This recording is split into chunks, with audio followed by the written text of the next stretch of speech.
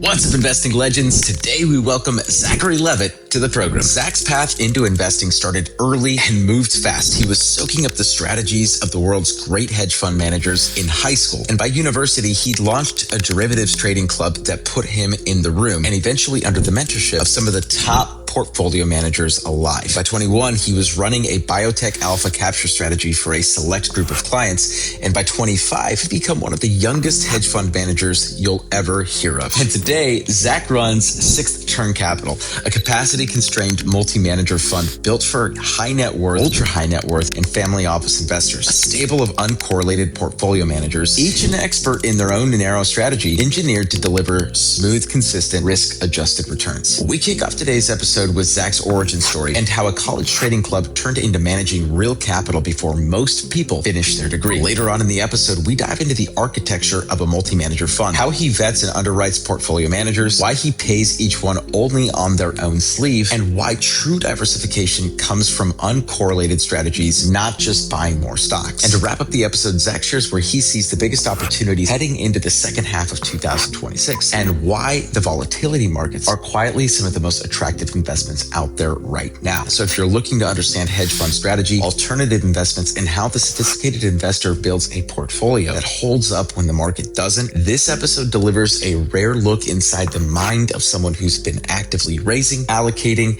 and managing capital at the highest level before most of us even get our first job. So without further ado, everyone, let's welcome to the show, Zach Levitt. Welcome to the Investing Secrets Podcast. Zach, welcome to the vault. Excited to be here. Yeah, man. You're phoning in all the way from Paris today, which I'm like, dude, that's crazy. You're like 9-10 hours ahead of me. I can't believe you're still awake, but I'm glad that we're able to make this happen. And you've got quite an interesting story. Looks like you got into a hedge fund strategy at an early age and then became one of the youngest hedge fund managers that I think I've ever heard of at the age of 25. Did I read that correctly? Am I making that up? Yeah. So even going back before that, I was running a biotech alpha capture strategy that I started at 21. So depending if you want to count when a fund vehicle was launched as the start date or just running capital in a sophisticated manner for a handful of select clients, then yeah, you could even go as young as 21. That's awesome, man. So that's a very unconventional path. I'm curious, at what point did you realize, like, man, this is something that I'm very passionate about and that I'm good at. At what point did you kind of latch on to that model? I was very interested in investing from a very young age. So I would say in high school, I was soaking in a lot of information and knowledge and reading about a lot of the great investors. And I found it fascinating. But then in university, when I started a derivatives trading club and I was able to get a number of the top portfolio managers and hedge fund managers in the world to come be guest speakers, and then after that to mentor me, then one, I saw that I really loved it and I really loved the complex hedge fund style strategies of investing rather than just the sort of more relaxed, naive, long only approaches. And then that interest led me to throwing myself into it and seeing what ideas I could come up with. And then quite fast, I saw that I was quite effective at coming up with unconventional approaches to investing and very niche ways to approach known investment styles that would not just make it less correlated to what most people in the space were doing, but also could lead to better results. And as I did that, that led me to specialization.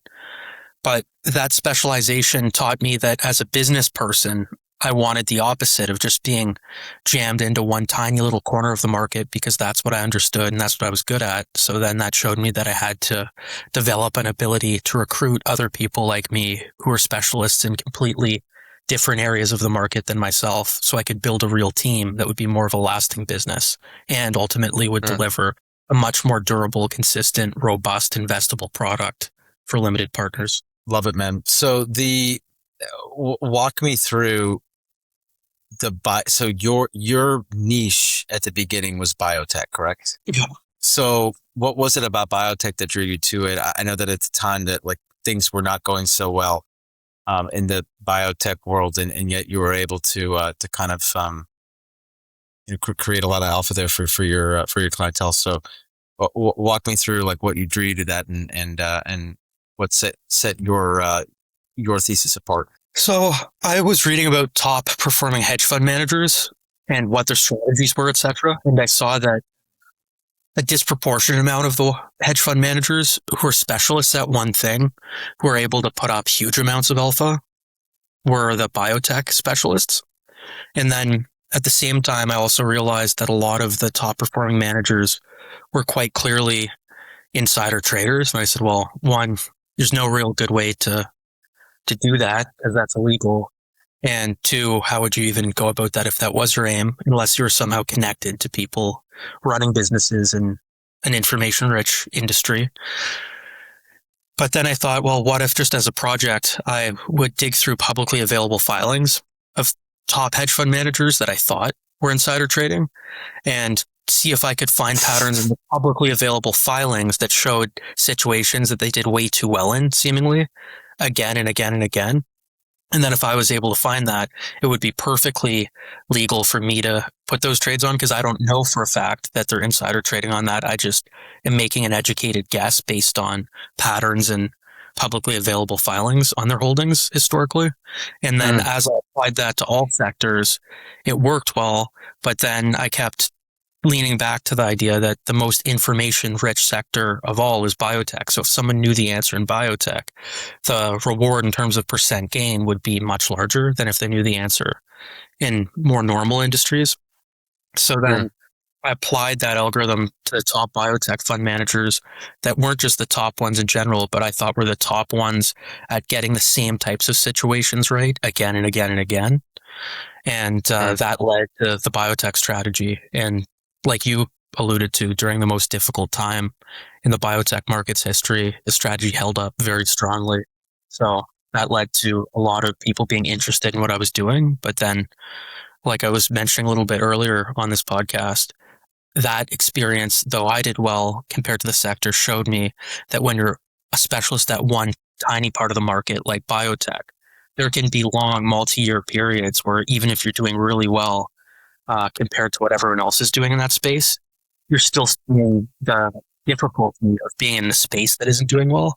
And it's pretty hard to pick which space will do well. So then you may as well build a process or a business that has people in as many different spaces as possible that they can each be experts in.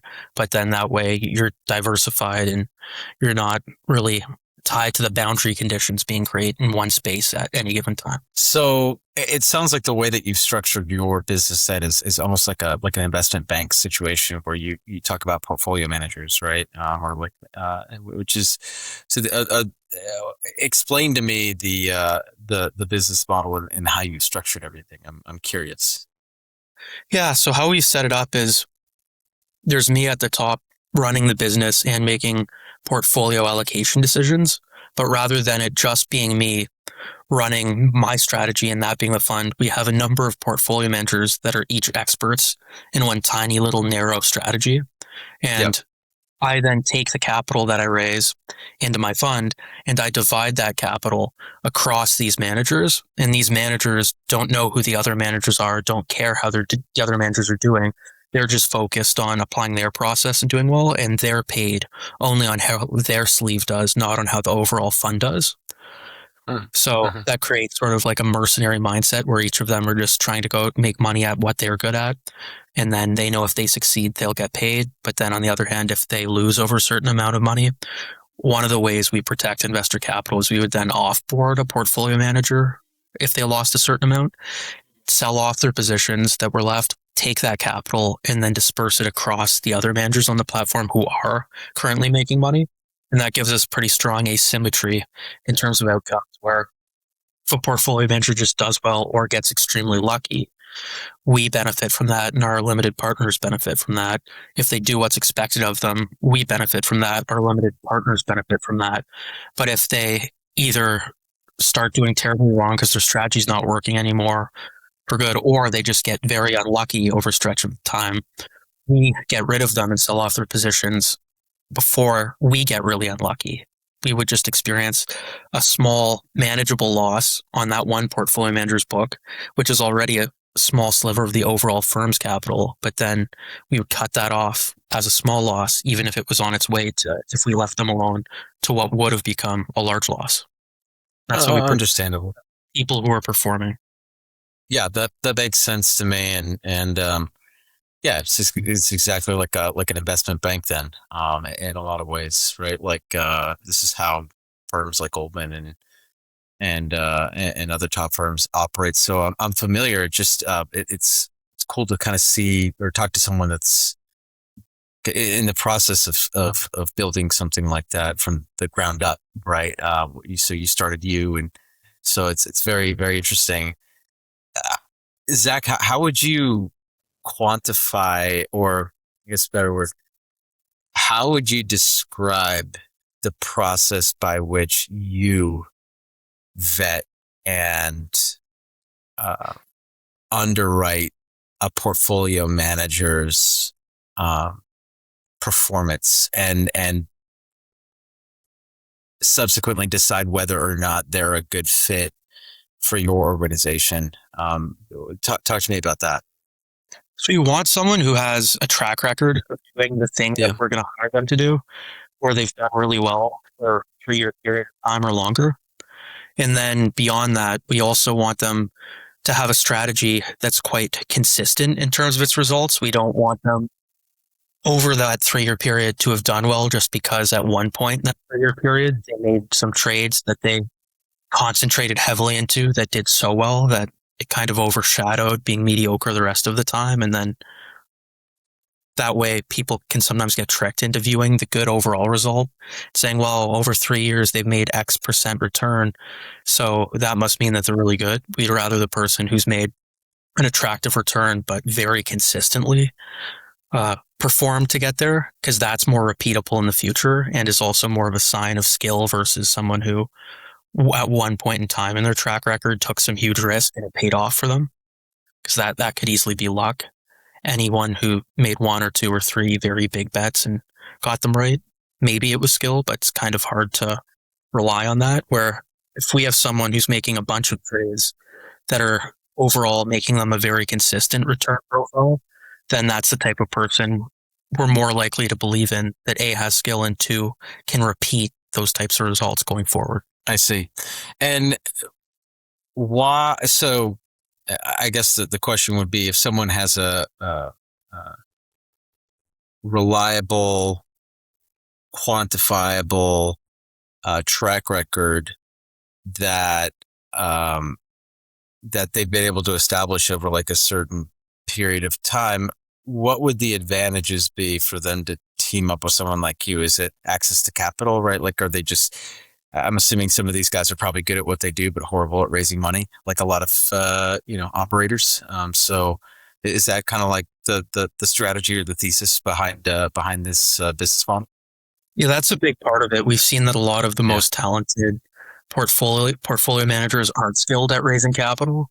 And then a lot of them don't even find out if they're skilled or not at raising capital, because they're so allergic to anything that pulls them away from the script and doing what they're great at and what they actually enjoy. Right. So for them, it's a bit of a dream come true to have us be a supplier of capital to them, but then on top of just them getting the dollars from us instead of from a number of other people, there's that efficiency, but they also like that we're a capital provider who truly understands their strategy and how it works, versus even some people that have success raising capital that learn that if you get capital, but it's from the wrong types of capital providers that don't understand what you're actually doing, then you could have them make redemption requests at times when someone who does understand what you're doing would be adding more. Got it.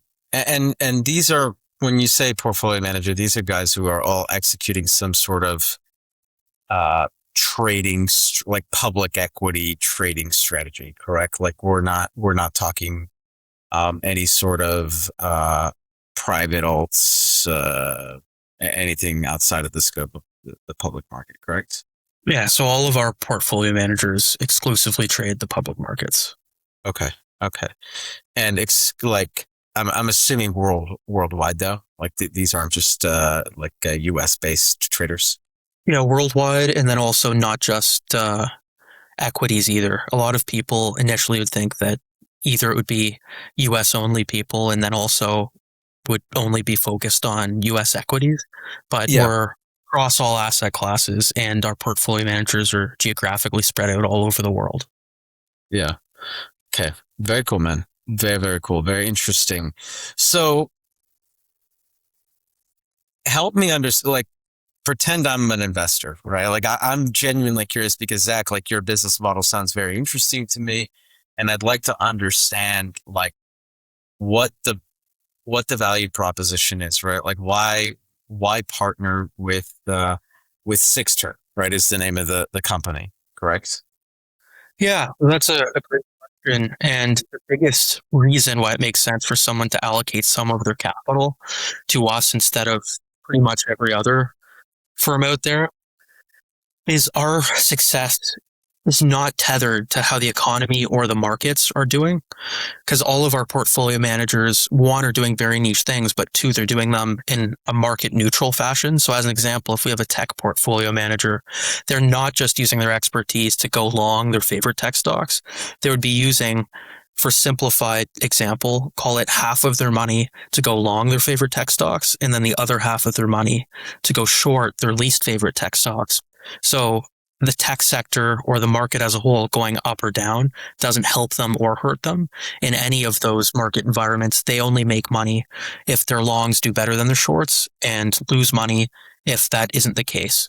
So by us having a number of people different who historically are able to pick longs that do better than their shorts in the same category, put up much more consistent results and also results that are completely divorced from relying on the market doing well. So that can be seen in our track record. We launched in March 2025.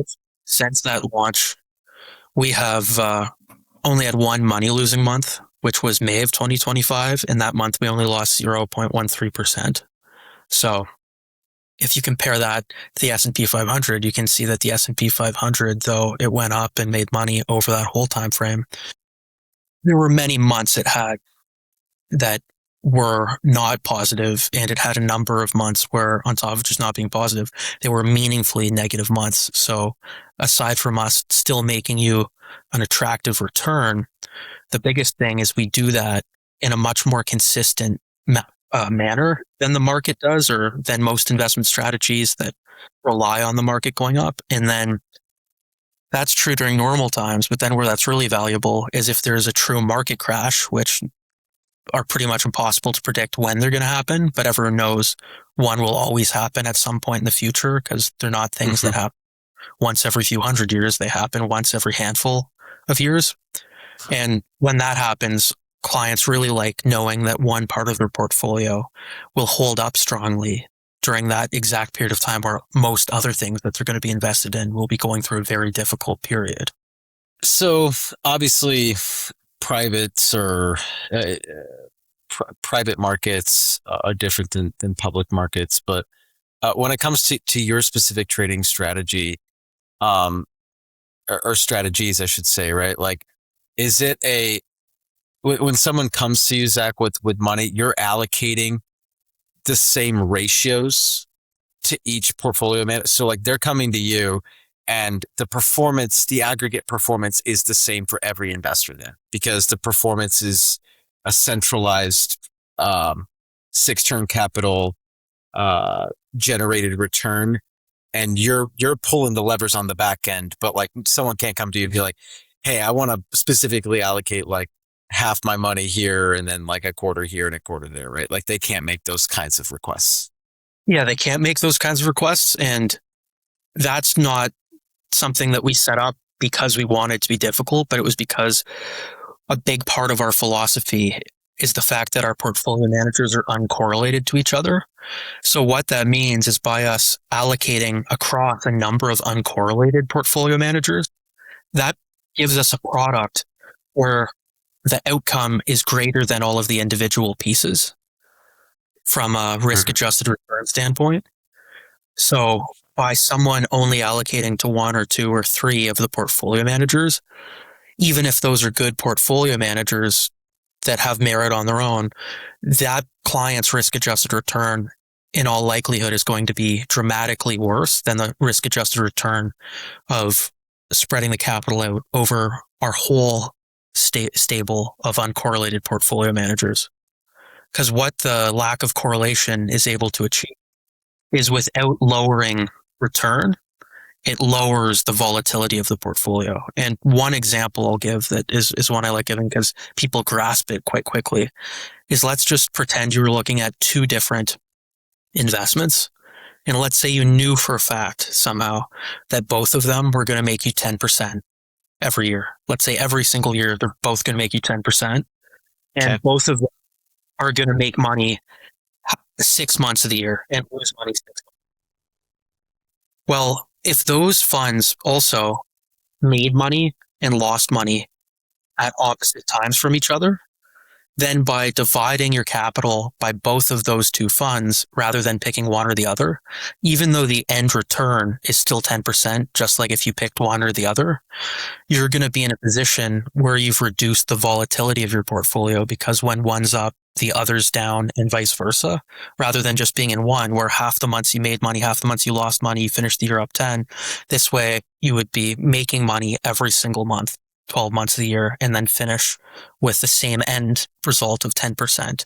But you can clearly see that the investment that makes the same total return but gets there much more smoothly and consistently is the one that an investor is going to prefer and will be easier for them to sleep at night with. Got it. Makes sense. It's very fascinating, man. My wheels are spinning right now because I don't have a lot of guys like you on this show. And obviously my background being real estate, but I'm very fascinated by all of this. And I think when people think hedge funds, right, like people think, very high risk, highly volatile. And it sounds like your strategy aims to reduce some of that volatility and that risk. I guess the follow-up question would be, does that also impact the return prospectus, right? So walk me through that. So we're still able to put up an attractive return with a low level of risk, and it's purely for the fact I mentioned of the lack of correlation between the portfolio managers, because that allows us to have a higher risk adjusted return, which is simply how many units of return you get for every unit of risk you take. So if someone had a normal amount of return per unit of risk, then the only way to increase the return is to jack up the risk profile. And then suddenly you're putting up more return, but you're taking a lot of risk.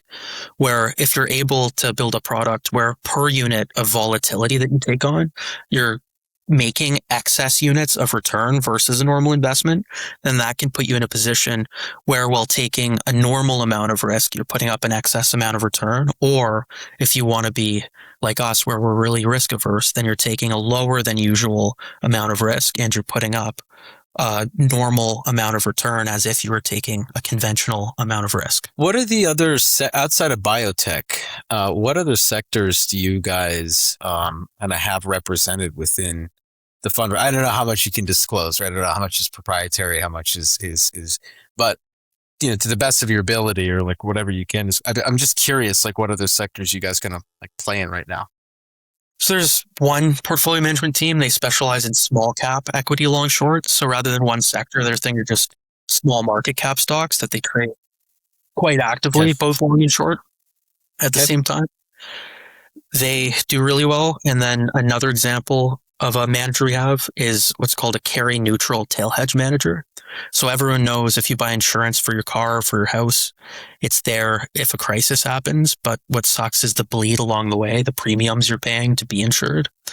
Where what makes this portfolio management team unique is they have a number of very high turnover proprietary trading strategies that, if just run on their own, would put up really attractive standalone returns, and that would make them a very high performing normal sort of hedge fund.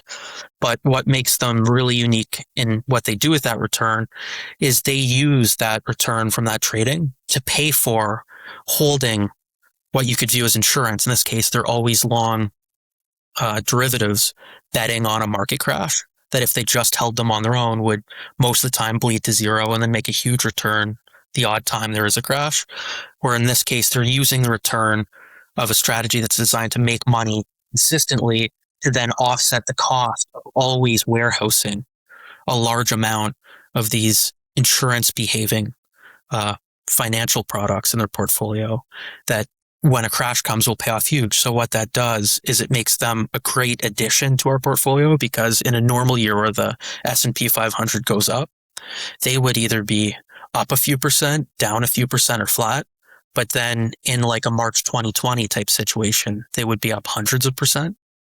And that's the precise moment when there's a market crash and all parts of the market are cheaper than they were. So aside from just offsetting losses for someone who had market exposure, this is super useful because you can take the profits that you made when that crash happened and use them to go and buy the very things that crashed in the crash that will eventually recover. So it minimizes your loss in the crash, but then also gives you firepower to go and load up near the bottom and capture the recovery with more dollars in your equity portfolio on the way up than you had on the way down. Got it. Understood. So it's not just sectors that are represented, but also just like more than just sectors. It's really strategy. It sounds like to me. Yeah. So these are varying strategies, and sector maybe agnostic or not necessarily tied to a certain sector. Yeah, that's very interesting, man. And I just out of curiosity, are you also still managing your biotech positions as well, or are you now just solely focused on sixth turn?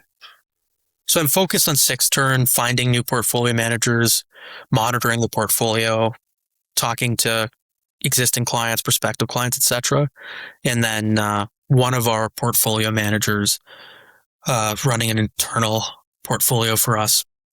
Whenever I have a strategy or trades that I want in the book, I send them to him. And then on top of him putting them in the book, he also monitors them. So then I'm not glued to the screen, but I can still add value from things like the biotech strategy or individual trades that pop up that I think are really attractive risk reward. Yeah, that's awesome, man. Well, this is a really, really interesting thing that you're building here, man. And it's inspiring to kind of see you building this and building something very unique and cool. So yeah, this is awesome, man. In terms of the future, so where do you see? Because I'm always curious, right, Zach? Like in terms of what you see in 2026 and beyond, in terms of the markets, where are some of the biggest opportunities, do you think, in today's market? So I think there's a lot of opportunity if you're willing to go into aggressive parts of the market that everyone knows are very popular, have a lot of momentum, but come with the risk of correcting. And how you do that intelligently is you don't just protect your risk by not participating in those, but then you don't go all in and participating in those and then be exposed to risk. I'm a big fan of being long names that have a lot of momentum with a small chunk of the portfolio, but then having them against the trailing stop loss. So if it goes up, you're able to benefit from that trend continuing. But then if it goes down, you're getting out before you lose too much of your portfolio. And then another method there too would be hedging momentum names by going long the stock and then also long some out of the money put options on it, so that if it goes up, you make money on the stock, you lose money on the put, but the amount you lose on the hedge, the put, is less than you make if the stock goes up a lot. But then if the stock crashes a little bit, you realize that loss, but you're comfortable with that. If the stock fully crashes, then your protection with the put you bought on it will mitigate some of that loss. So that's another thing I think that's worth looking into. And then beyond that, I think there's a lot of opportunities in the volatility markets for people that can get exposure to managers that benefit when crashes occur, because I'm not someone that ever predicts, a crash is going to happen soon, or it's going to happen this day or that month or that year.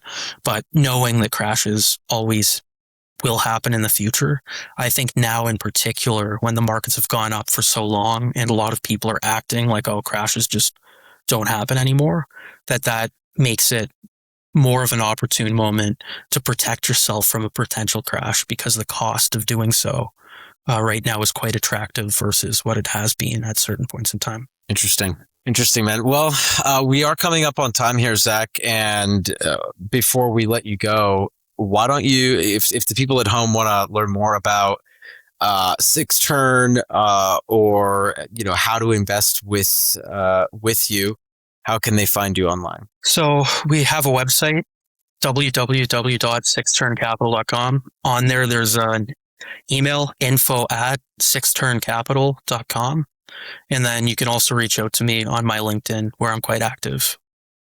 And awesome. I'm happy to set up meetings with people who find what I discussed interesting and have an interest in learning more about investing in the firm. Fantastic. And all of those links will be in the show notes and in the description down below. Zach, this has been awesome, man. Thanks for taking some time out of your day to join us here inside of the vault, all the way from Paris, France.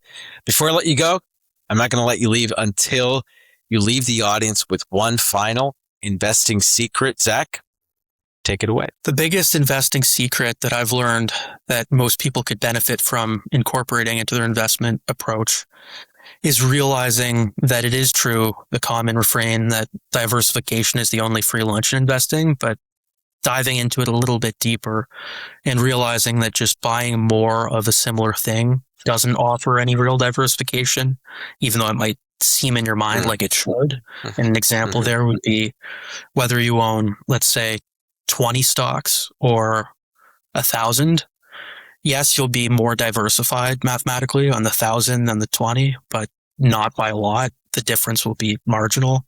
Whereas when you went from owning one stock to two, the diversification increase was huge. And then from 2 to 3, less than from 1 to 2, but still huge. But once you're at like 15 or 20, that tails off.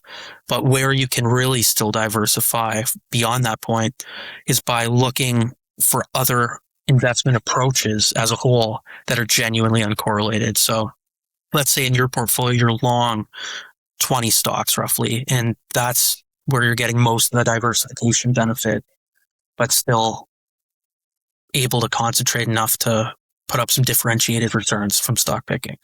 Well, rather than adding another 20 stocks, you're better off looking for a completely different place to put money that isn't driven by the same things that those stocks are. So as an example, if you have those 20 stocks, unlike adding more stocks, which won't diversify you more, if you go and invest in a hedge fund that's market neutral, that isn't betting on the market going up or down, they're just making money by their skill at picking longs versus shorts, well, having some exposure to that on top of your 20 stocks will greatly increase the diversification of your portfolio.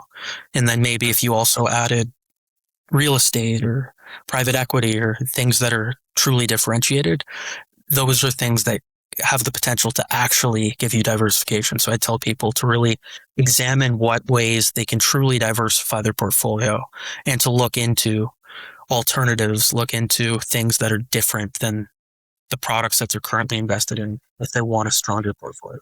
Zach, love it, man. And honestly, I could do a whole show with you about, alternatives and the way that I feel about private versus public markets. I think that we have a lot in common there. We share a lot of similar beliefs and mindsets.